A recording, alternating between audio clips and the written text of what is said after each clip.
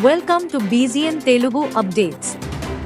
మాల్దీవుల్లో ఆదివారం జరిగిన పార్లమెంటరీ ఎన్నికల్లో అధ్యక్షుడు M Mohamed party MMU party people's మజ్లిస్లోని 93 స్థానాలకు గాను 60కి పైగా స్థానాలను గెలుచుకుని సూపర్ మెజారిటీతో గణనీయమైన విజయాన్ని సాధించింది.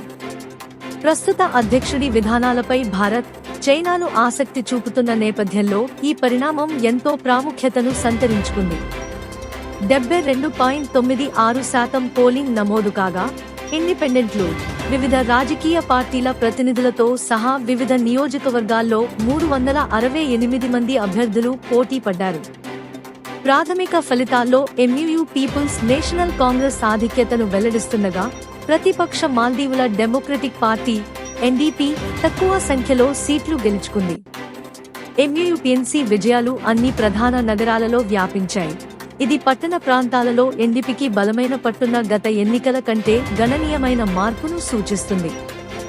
మాజీ అధ్యక్షులు నషీద్ యమీన్ నేతృత్వంలోని ప్రతిపక్ష పార్టీలకు ఎదురుదెబ్బలు తగిలాయి. ఎంయుయుపై అవినీతి ఆరోపణలతో సహా ఎన్నికలకు ముందు సవాళ్లు మరియు వివాదాలు ఉన్నప్పటికీ ఎటువంటి స్థానాలను పొందడంలో విఫలమయ్యాయి. ఆందోళనలు ఉన్నప్పటికీ పెద్ద సమస్యలు, ఫిర్యాదులు లేకుండా పోలింగ్ సజావుగా సాగిందని ఎన్నికల సంఘం తెలిపింది.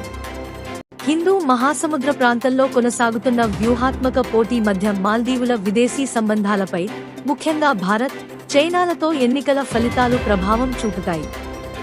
భారతదేశంతో సంబంధాలలో విభేదాలకు కారణమైన దేశం యొక్క మునుపటి ఇండియా ఫస్ట్ విధానం నుండి వైదొలుగుతామని అధ్యక్షుడు ఎంయుయు ప్రతిజ్ఞ చేశారు. Stay tuned for more updates, like, share and subscribe.